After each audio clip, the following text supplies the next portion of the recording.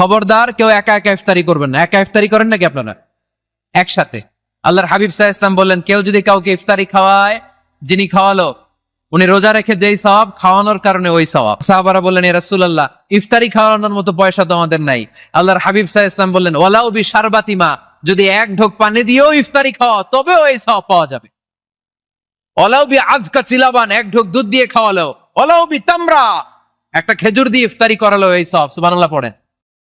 দুই ভাই ইফতারি করতে বসছেন, আপনার প্লেট থেকে একটা পেঁয়াজু আপনার ভাইয়ের প্লেটে দিলেন, আপনার ভাই একটা খেজুর আপনার প্লেটে দিল, দুইজনের ইফতারি খাওয়ানোর সওয়াব হয়ে গেছে। সুবহানাল্লাহ কইতে পারলেন না? পারবেন সবাই? একসাথে খাবেন না আলাদা? বাসায় একসাথে খাবার খান, আলাদা আলাদা না।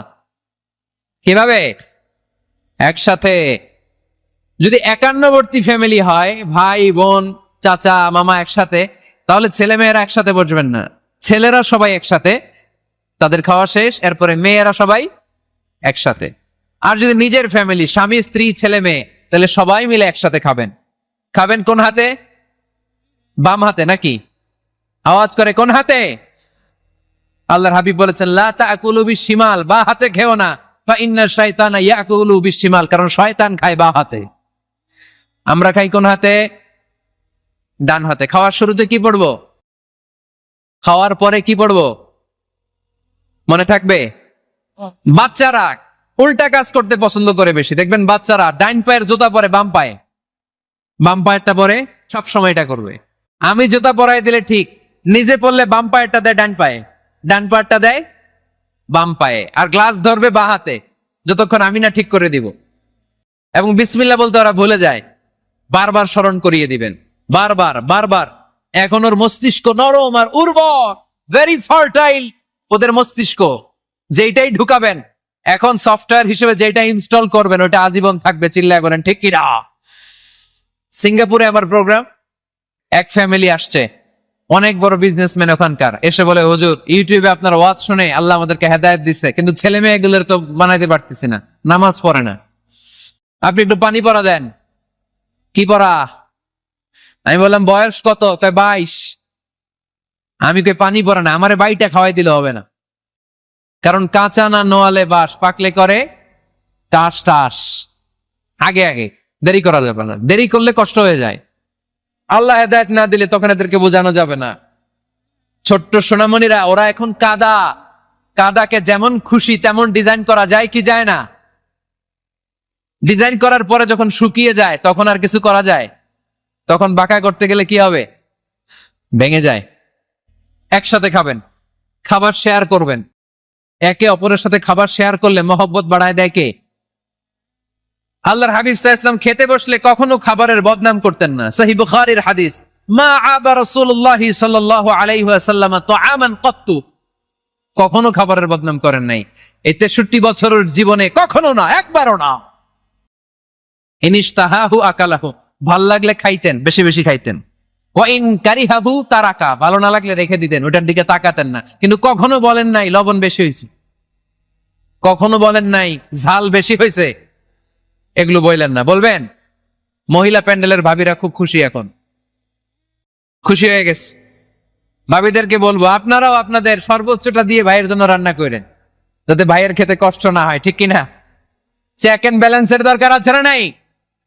ইসলাম is check and balance, very balanced religion, খুবই ভারসাম্যপূর্ণ জীবন ব্যবস্থা। খাবারের বদনাম করবেন না। খাবেন, খাওয়ার শেষে শুকরিয়া করবেন কার? ঘরে কোরআন তেলাওয়াত করবেন। কি করবেন? করেন, আপনারা করেন? হ্যাঁ, ঘরে কোরআন তেলাওয়াত করবেন প্রতিদিন। ফজরের পরে প্রতিটা পরিবার থেকে সুমধুর কোরআনের ধ্বনি ভেসে আসতে হবে। কথা কয় না? তা ঠিক বলেন না কেন আওয়াজ করে? প্রতিটা ঘরেই যেন কোরআনের সুমধুর বাণী উচ্চারিত হয়। এলাকার মসজিদের মক্তবগুলোতে হুজুর কোরআন পড়ায়, আছে এটা না? আমরা ছোটবেলা কিন্তু যাইতাম, আমি যাইতাম শাহী জামে মসজিদে, ওইখানে যে আমি কোরআন শিখছি। তো মসজিদগুলোতে আপনারা এই মক্তবের সিস্টেমটা চালু রাখবেন, প্রতিদিন সকালে কোরআন পড়বেন। কোরআন যেটা মুখস্থ করবেন স্ত্রীকে শোনাবেন, স্ত্রী আপনাকে শোনাবে। প্রতি মাসের জন্য একটা সূরা নির্ধারণ করেন। কোনটা? একটা। এক মাসে একটা ছোট্ট সূরা মুখস্থ করা যাবে না? ধরেন সূরাতুত তিন, ওয়াত-তিনি ওয়াজ-জাইতুন, এটা এক মাসেও মুখস্থ করা যাবে না? যাবে। আজকে রাতেই আপনাদের ফ্যামিলি মিটিং এটা সিদ্ধান্ত নেবেন যে এই মাসের জন্য সবাই মিলে কোন সূরাটা পড়বেন। মুখস্থ করতে হবে, অর্থও জানতে হবে। আমার ফ্যামিলিতে এই মাসে চলতেছে সূরাতুদ দোহা। আমার ছোট মেয়েটা মুখস্থ করতেছে, একটা করে মুখস্থ করে আর শোনায়, আমিও ওরে শোনাই। আমার স্ত্রী আমাকে শোনায়, আমি আমার স্ত্রীকে শোনাই। প্রত্যেকটা ঘরে এই প্র্যাকটিসের দরকার আছে না নাই? প্রতি মাসে কয় সূরা?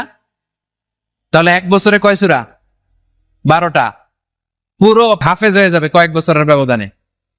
পারা যাবে মুসলমান? আল্লাহর হাবিব সাল্লাল্লাহু আলাইহি ওয়াসাল্লাম আম্মা জান আয়েশা রাদিয়াল্লাহু তাআলা আনহুর কোলের মধ্যে মাথা রেখে কোরআন তেলাওয়াত করতেন। কানা রাসূলুল্লাহ সাল্লাল্লাহু আলাইহি ওয়াসাল্লাম ইয়াকরাউল কোরআন ওয়া রাসুহু ফি হাজরি ওয়া আনা হায়েদ। আম্মা জান আয়েশা বলেন, আমার যখন মাসিক চলতো, আমার মেনস্ট্রুয়েশনাল পিরিয়ড চলাকালীন সময়ে আল্লাহর নবী আমার কোলে মাথা রেখে রেখে কোরআন তেলাওয়াত করে আমারে শোনাতে। এই জন্য স্ত্রীর কোলে মাথা রেখে কোরআন তেলাওয়াত করা সুন্নাত। স্ত্রীর কোলে মাথা রেখে কোরআন তেলাওয়াত করা করেন তো? স্ত্রীর কোলে মাথা রেখে কোরআন তেলাওয়াত করছেন কে কে দেখি? ওই যে সাহস আছে কয়েকজনের, হাত তুলে ফেলস। মাশাআল্লাহ, মাশাআল্লাহ। হ্যাঁ, স্ত্রীর কোলে মাথা রেখে কোরআন তেলাওয়াত করুন, এটা সুন্নাহ। ঘরে কোরআন তেলাওয়াত করুন। জিন, ভূত, ব্ল্যাক ম্যাজিক, জাদু টোনা, বানমারা সবগুলারে নিঃশেষ করে দিবে কে? ঘরে মাঝে মাঝে একসাথে জামাতে নামাজ পড়বেন। শুনতেছেন? আমার কথা শুনতে পাচ্ছেন? The family that prays together stays together. যে ফ্যামিলিগুলো একসাথে নামাজ পড়ে, এই ফ্যামিলিগুলো একসাথে টিকে থাকে আজীবন। বাইরে বৃষ্টি, আপনি মসজিদে যেতে পারছেন না জামাতে নামাজ পড়ার জন্য, কি করবেন? ঘরের সবাইরে নিয়ে নিজে ইমাম হয়ে যাবেন। পারা যাবে? আরে শুরু করেন না, আজারি ভাইয়ের কথা শুনে শুরু করেন না, শান্তি আসবে। আল্লাহর কসম, ঘরে ঘরে শান্তি আসবে এই বাংলাদেশে, কিন্তু এগুলো অ্যাপ্লাই করতে হবে। তাহাজ্জুদের সময় একসাথে দাঁড়িয়ে যান। ডিসেম্বর মাসে বাচ্চাদের 15 দিনের ছুটি, তখন তাহাজ্জুদের প্র্যাকটিস করেন। আপনি ইমাম, আপনার পেছনে আপনার ছেলেরা, পিছনে আপনার মেয়েরা আর আপনার স্ত্রী। নারী পুরুষ এক কাতারে দাঁড়াতে পারে না। আমি আর রবেল ভাই যদি জামাতে পড়ি, আমি ইমাম, রবেল ভাই ডান দিকে, সমান সমান দাঁড়ানোর সুযোগ আছে না নাই? আছে। কিন্তু আমি যদি আমার স্ত্রীর সাথে জামাত করি, একসাথে দাঁড়ানো যাবে না। আমি সামনে, আমার স্ত্রী পেছনে। মাসালা বুঝতে পেরেছেন? আচ্ছা, তো তাহলে ঘরে জামাতে মাঝে মাঝে নামাজ পড়বেন।